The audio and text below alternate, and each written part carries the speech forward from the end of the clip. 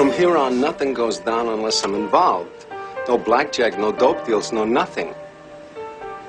A nickel bag gets sold in the park. I want in. Yes. Back again with another verified DBT tape. It's your gracious host, Mr. VDB. Back once again to kick a little game, kick a little flavor for all my young DBs out there. Listen, man, I know it's been a minute. It's been a little bit over a year and a half, but I'm back again nonetheless because I was thinking about my young DBs the other day. I was seeing a lot of foolishness in the game. I was, looking at some games the other day and I saw a lot of DBs practicing some bad techniques. So I said, man, let me come on here and talk to my young guys, my young bulls, okay, the future defensive backs. And let me give y'all some game real quick. Your godfather might come through every now and then. I know y'all ain't heard from me in a while, but maybe you need to hear from me now. You've been struggling. It's been a rough season for you. I got you. I got you today. And today, that's why we're going to break down one of the youngest and brightest DBs in the game, Travis Hunter. Travis Hunter, a dog out of Colorado. All-American, all Pac-12. One of the best young DBs right now doing it. But today, I'm going to focus on something a lot of people don't focus on. A lot of people praise Travis Hunter, and I'm going to show you some of the mistakes he makes. I'm going to show you some good as well. But I'm going to show you some mistakes he makes that gets him in trouble. And the reason why I'm showing those mistakes is not to try to throw Travis Hunter under the bus. It's not to try to dog Travis Hunter. It's to show you that he's human and he makes mistakes too. And these are things he has to clean up too. Okay? There's a lot of people say, well, Travis Hunter is a great DB because Travis Hunter is somebody who's super athletic. 6'1", 6'2", rangy defensive back.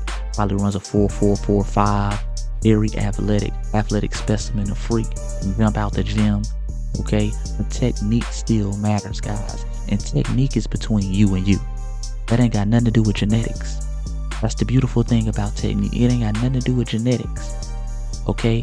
Keeping your eyes on them hips ain't got nothing to do with genetics. Working that inch back, okay? Shooting your jab, that ain't got nothing to do with genetics. That just has to do with technique and repetition. So let's get into it, guys. Let's start with the good.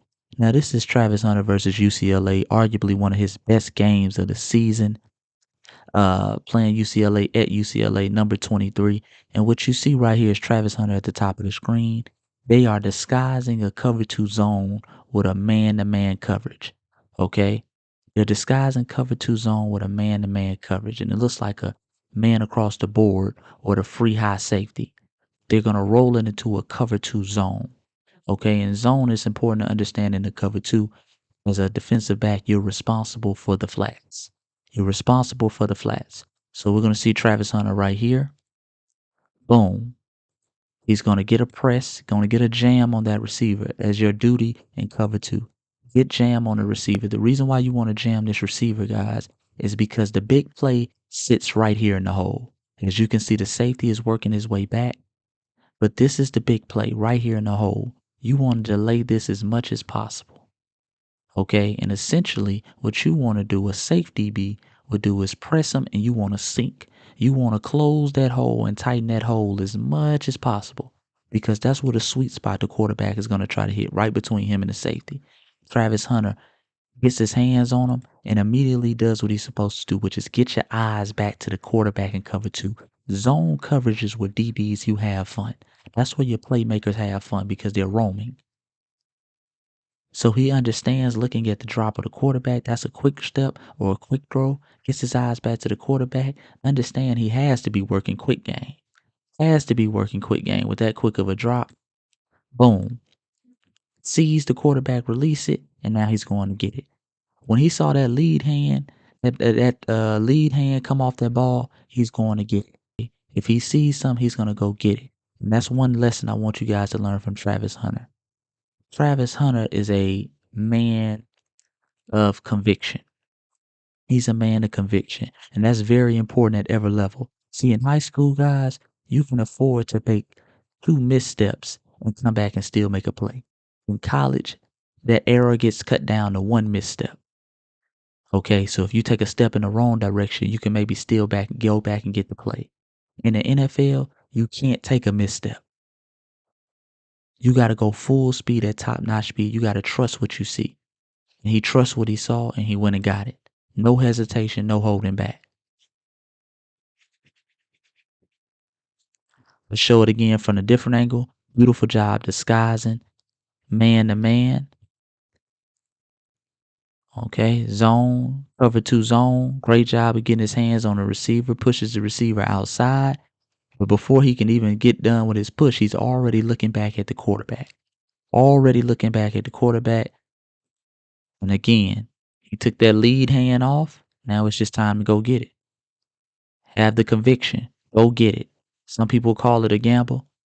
We call it a turnover. Now, this is Travis Hunter versus Alcorn State. This is some throwback footage from his Jackson State days. Okay, but we're just looking at technique. Now, one of the things, important things I want DBs to understand is, first, when we come up to the line, y'all already know, if you watched any of my old videos, understand your positions of power. Understand your positions of power. And he does a pretty good job right here. This is press man. I see a lot of DBs that press pan. You're not paying attention, and you're lined up 2 yards off. 3 yards. I've even seen DBs 3 yards off, calling themselves going to press. Pay attention to positions of power. If we're going to press, we need to go ahead and hug this line. Little as room as possible.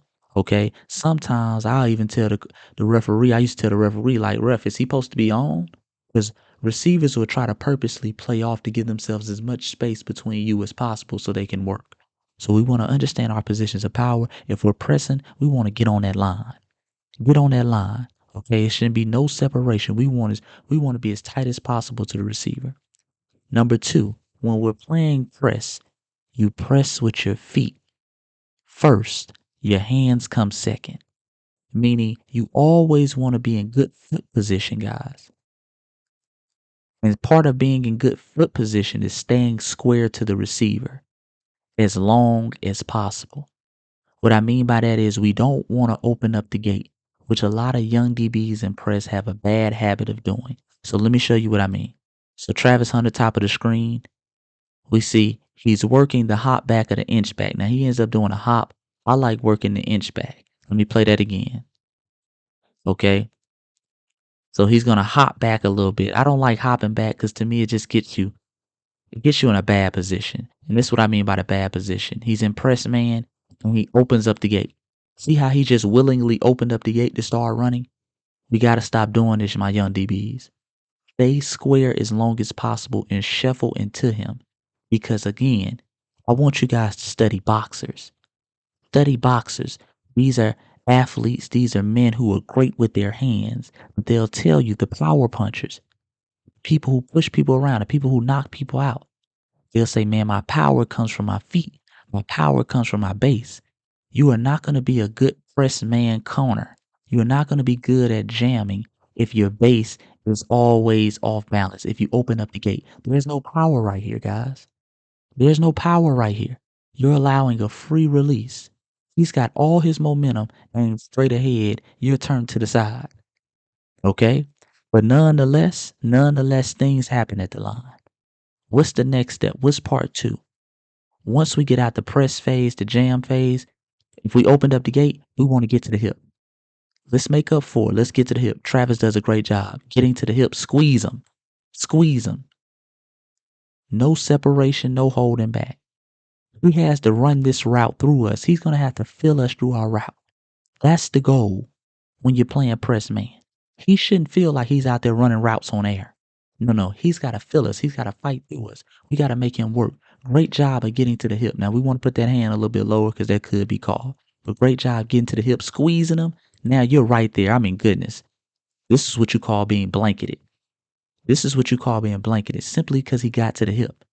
And he could have shut it down even more if he stayed square at the line and was able to get hands and power on this guy. Okay? Now this is a 50-50 ball. Travis Hunter's a ball hawk. You know he's going to get it. Beautiful job by Travis Hunter on that play of recovering by getting to the hip. Can clean up the footwork at the line, can keep the gate closed at the line. A beautiful job of getting to the hip nonetheless, making up for it, squeezing that receiver, and then doing what he do best, man, and that's going to get the ball. Okay, so here's Travis Hunter again, bottom of the screen. So again, in press man position, I would like him to come up just a tad bit more. Again, when receivers look to the sideline and they ask the ref, are they on? You need to do the same thing. Hey, ref, am I on sides? I just want to make sure I'm on side. I want to hug that line as much as possible. Give him as little room as possible. So nonetheless, here he is. So again, this time works the inch back technique, but again, he's inching back and opening up the gate. Keep that gate closed.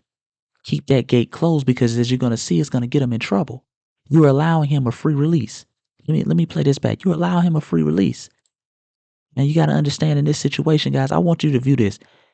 You are the gatekeeper to a private community. This is sacred land right here. This is how you got to view yourself as a DB. This is sacred land. This is high priced real estate. When you go wherever city you're in, if you're in Atlanta, LA, New York, when you go to the rich neighborhoods, they have gated communities. When you go to them gated communities, the gate is closed. The gate is not open. They're not going to let anybody ride through these mansions, ride through the neighborhood. The gate is closed. And in order to get through that gate, you got to run through it. Or you got to know a password. Okay? Keep your gate closed. Make him run through your gate. Okay? Because if you make him run through that gate, I guarantee you he's going to have a tough time finishing that route. He's going to have a tough time finishing that route. But Travis inches back and he eases into opening up the gate. Notice he's running this route on air. He hasn't been touched yet. He was in press man position. So now he tries to work and get to the hip, but again, he has no power at this point because your power in your hands relies on your base. You're turned to the side now, so now he's just fidgeting with his hands, and the receiver's doing what he wants. Okay? The receiver's doing what he's want. The second mistake he made, he didn't get to the hip. Guys. He didn't get to the hip, and the third mistake he made is he didn't get to the hip, and then he turned around and looked for the ball. You're still in recover mode. This receiver has about a half step on you. That's beat. And as you can see, he gets a little more of a push off, which the referee is not going to call. We already know that. And now the quarterback drops a dime. Boom. You're beat. That's how fast it happens. And remember, this is Travis Hunter, 5-star recruit, #1 recruit in the nation coming out of high school. 6'2", athletic specimen, runs a 4.4, 4.5, but he still has to work his technique. I guarantee you if he had stayed square at that line, made that receiver run through him, was able to get hands on him, then squeezed him by getting to the hip and applying pressure, that ball would have never been caught. Or he would have been in perfect position to make a play on the ball, guys. But instead, he got beat on this play. Here he is again, Travis Hunter at the bottom of the screen. Now, this time he does a better job of staying square at the line and getting hands on the receiver. Understood his position of power. He's in a good position of power. He's hugging that line in the press man position. And as you can see, boom, comes off rip, shooting that jab. Dion must talk to him on the sideline. He said, son, you got to get your hands on him. Shooting that jab, staying square. You see how he's square? He's square right here. He didn't open up that gate. Now, Travis Hunter earlier was just opening up the gate. This time he stayed square. Stayed square, boom, shot his hand, stayed square, and look, the receiver struggling. He's in perfect position right here. He's in perfect position because he didn't open up the gate and run. Okay? Perfect position. Squeezing them. Now, the receiver's going to end up catching this ball, but the bottom line is he kind of just improvised and ran a BS route. I think it was supposed to be a slant. It was shut down, and he just turned it into a slant and go. And he kind of got out leveraged on this play. And one of the things in this situation is we're going to critique it is a lot of my corners who like to gamble, make sure you kind of keep your eyes on the receiver more than you keep your eyes on the quarterback and man-to-man. Okay, Travis is a ball hawk. He's looking. He think, hey, man, I might be able to intercept this slant. And he kind of gets his eyes in the backfield and man-to-man coverage. Receiver's able to kind of use his leverage, sling him off of him, and get a half step on him. Now, great job of trying to recover by Travis. This is how it's supposed to look. He didn't try to look back. He was just trying to run through the ball. Just an excellent catch. He was able to still get a hand in there, but just an excellent catch. But his footwork was much better at the line, guys. His footwork was much better at the line. Okay, so here we have Travis Hunter versus, I believe the young brother's name is Ayo Minor. But a dog receiver, man, a great receiver out of Stanford.